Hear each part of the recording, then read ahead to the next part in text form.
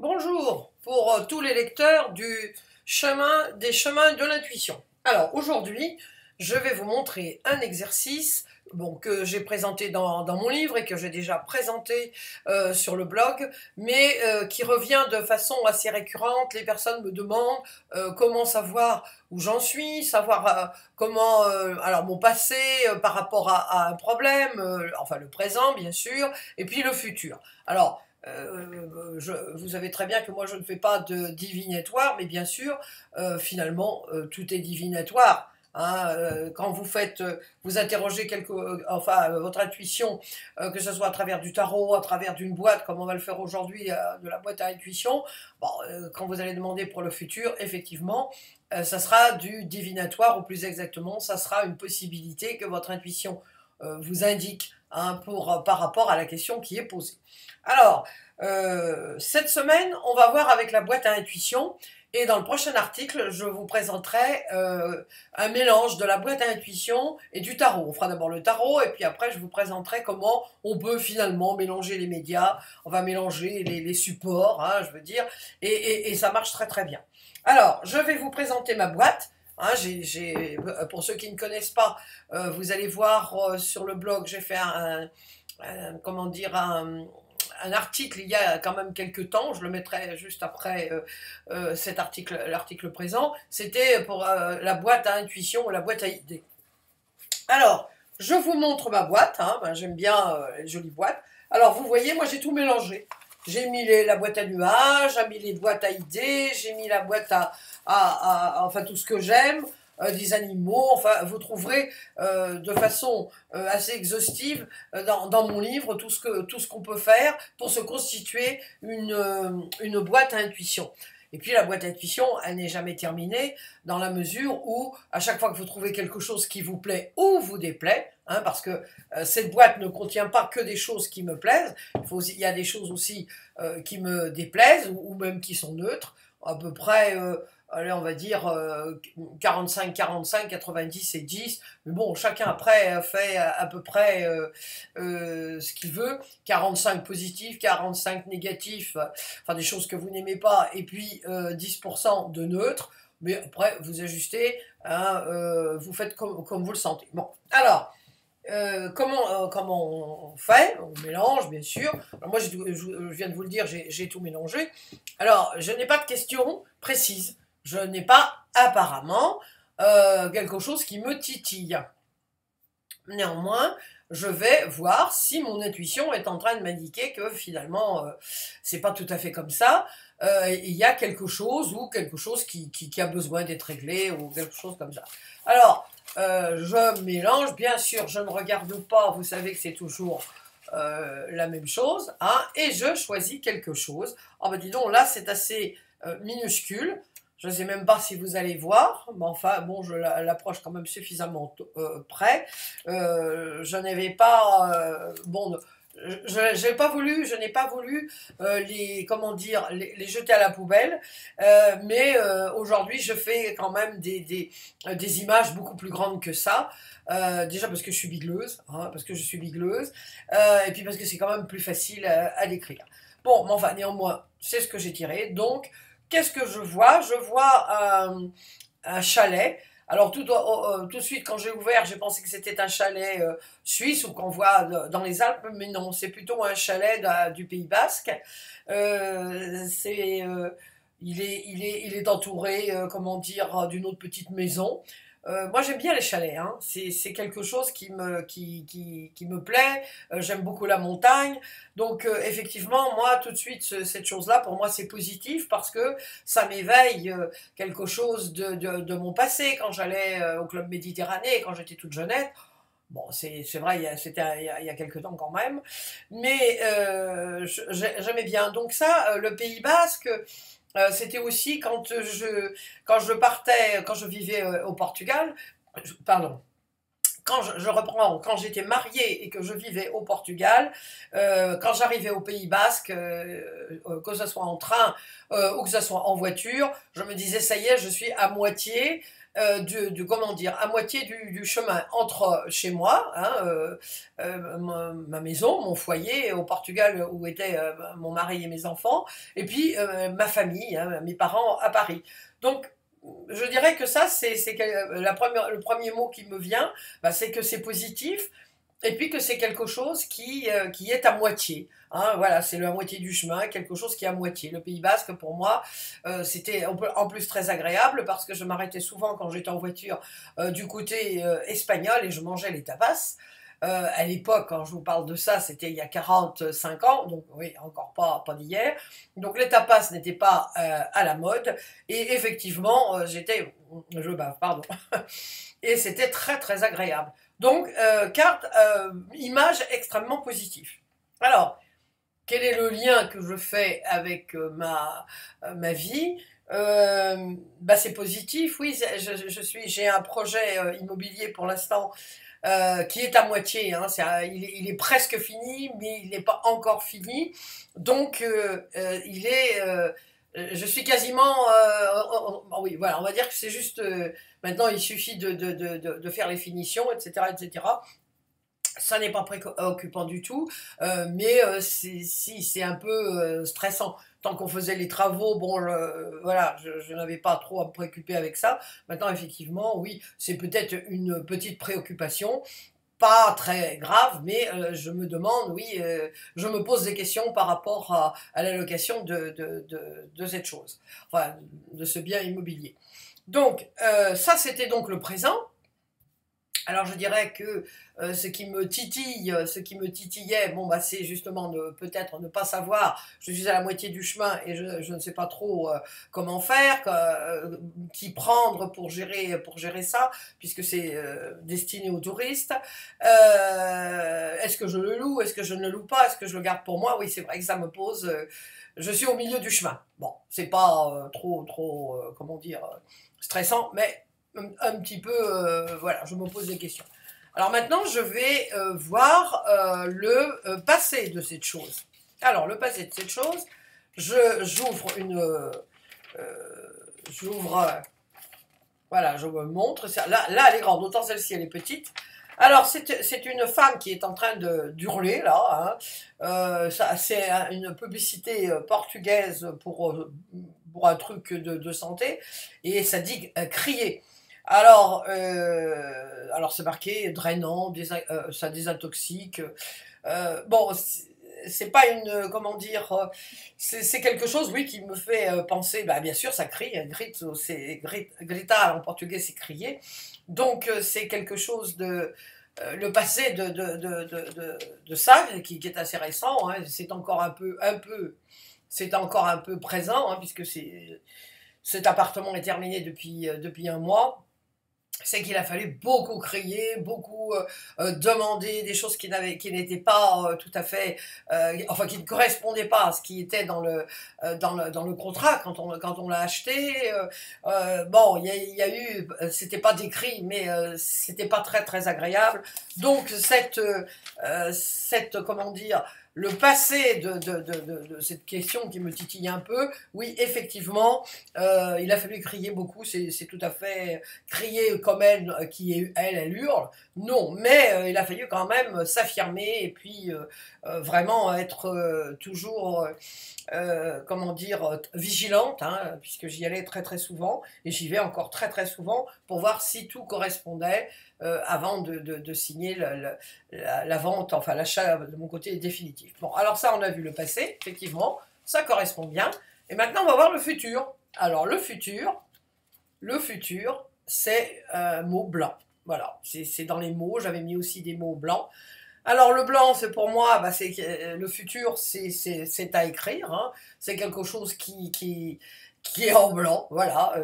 Et moi, je vais en faire ce que, effectivement, je veux bien en faire. C'est à moi de prendre la décision. Ça n'est ni positif, enfin si, pour moi, le blanc, quand même, c'est positif. Donc, la route est ouverte et je peux m'y diriger. Et effectivement, comme ça n'est pas... enfin, c'est très clair pour moi que c'est à moi quand même de faire le nécessaire pour que ça devienne positif, hein, on va dire, pour moi, par rapport à cette interrogation, dois-je ou non le louer, je vais retirer un autre papier qui va m'informer, qui va me donner plus d'indications. Vous voyez, c'est quelque chose que vous pouvez faire. J'ai ce papier blanc, bon, ok, je retire autre chose. Et qu'est-ce que je tire? Voilà, je tire alors bijou nouvelle vague, c'est quelque chose que j'avais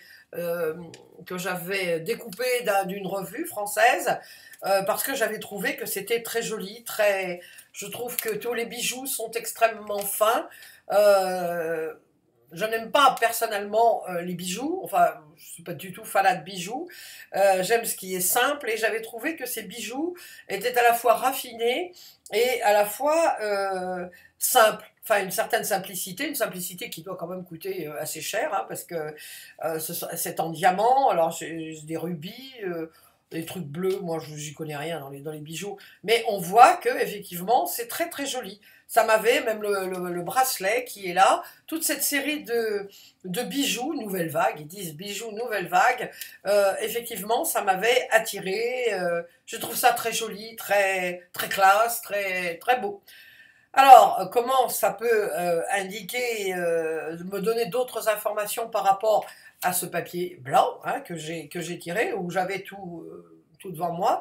Eh bien, je dirais qu'effectivement, moi j'ai pris l'option de faire un appartement qui soit effectivement très classe, avec de très belles choses qui sont à l'intérieur, des pièces anciennes, un très très beau tableau d'un ami à moi. Contrairement à ce qu'on met, généralement, c'est des trucs bon à monter. Bon, je ne nommerai pas comment dire, la firme, hein, enfin la société qui fait ça, que j'emploie d'ailleurs que j'ai beaucoup de choses de chez eux, de cette firme suédoise, pour ne pas la nommer chez moi. Mais là, j'ai voulu vraiment faire quelque chose de très différent, quelque chose de raffiné. Et donc, ce qui est ouvert, beaucoup de gens m'ont dit oui, mais non, ça va pas, c'est pas du tout le genre de ce qui se fait. Bah, précisément, moi j'ai voulu faire quelque chose de simple, mais de raffiné. Donc, en conclusion, je n'ai pas à me faire de soucis par rapport à ce petit stress, hein, que j'avais, des choses, des gens aussi qui ont beaucoup parlé, oui, comment tu mets, même des gens de ma famille, tu mets des choses très jolies, c'est ridicule, les gens ne vont pas faire attention, etc., etc. Et moi, justement, j'ai fait le pari d'avoir des personnes qui savent apprécier les belles choses dans un très beau cadre et dans un endroit vraiment historique, hein, puisqu'il s'agit de la ville de Porto. Donc voilà, vous avez vu comment on fait.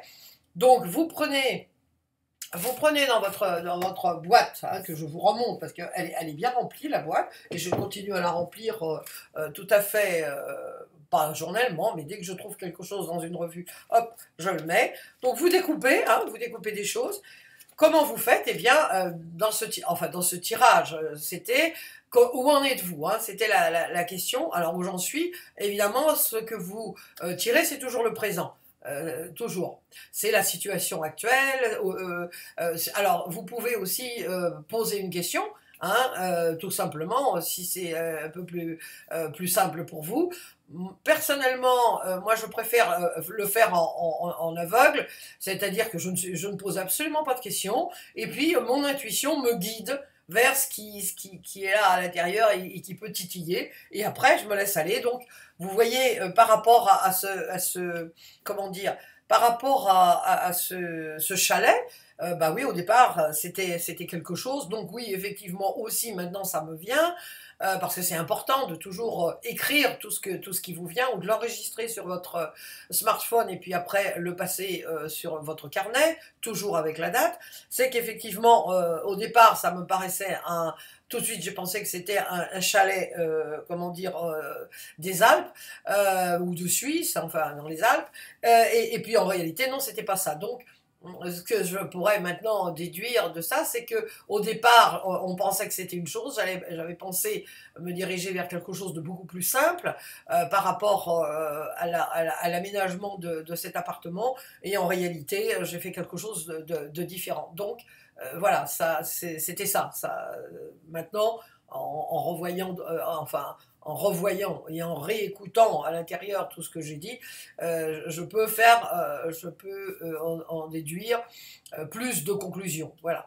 Donc, c'est très simple. Vous, comme d'habitude, vous prenez tout ce qui vous passe par la tête, et puis vous le dites. Voilà. Et puis après, vous faites le lien avec votre comment dire, votre vie. Après, si vous avez des difficultés, vous laissez comment dire, votre petit carnet avec la date, et puis vous y revenez une fois que ça a un peu macéré, comme je dis, une fois que vous avez passé 2-3 nuits, vous verrez que petit à petit les questions qui se posaient inconsciemment deviennent conscientes, et vous faites le lien. Alors, on va faire un autre exercice, toujours à base de trucs que vous faites. Hein. C'est pas la peine d'avoir des choses très compliquées chez soi. On reçoit tous des revues, on en achète. Il y en a chez le Toubib, il y en a partout, des trucs gratuits même. Donc, vous pouvez aussi faire le même exercice que je vais faire rapidement, hein, avec une revue. Alors là, c'est aussi une revue portugaise, parce que j'ai donné toutes mes revues françaises à une amie qui étudie le français, donc c'est pareil. Alors on va faire le passé, hein, donc je la remets dans tous les sens, et puis je la prends là. Voilà, ah bah finalement j'ai bien à l'envers. Alors là, c'est cette photo. Hein. Alors le présent, je ne sais pas du tout comment ça s'appelle, ce sont c'est des fleurs, je ne sais pas si on peut dire que c'est des fleurs, ce qu'on trouve dans les champs, vous savez, et puis on souffle dessus, puis tout s'en va. Donc, je ne sais pas comment ça s'appelle. Bon, moi quand j'étais petite, j'adorais courir dans les champs, les cueillir et puis souffler dessus. Donc c'est quelque chose je dirais quelque chose qui est dans pas dans la pérennité, c'est quelque chose qui ne dure pas, c'est quelque chose sur lequel on peut souffler et puis ça part.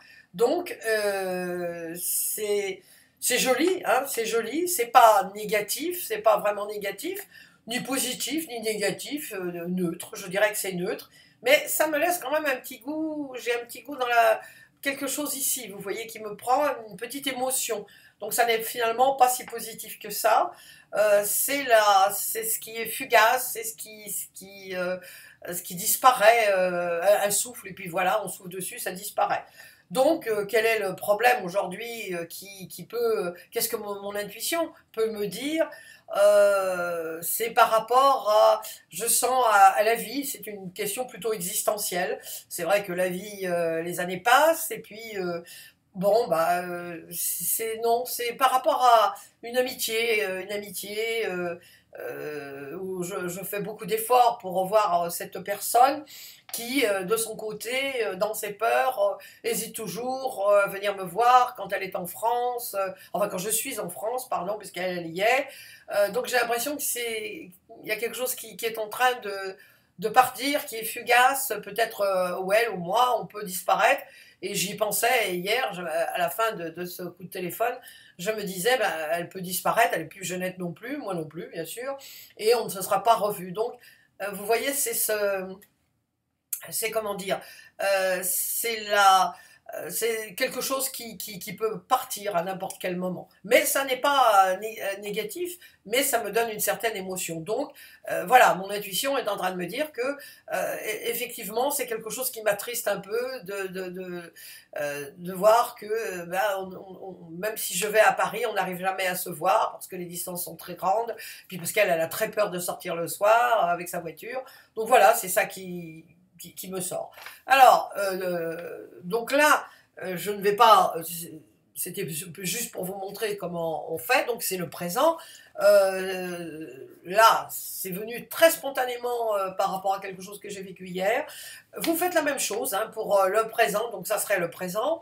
Le passé, eh ben, c'est pareil, vous prenez une autre revue.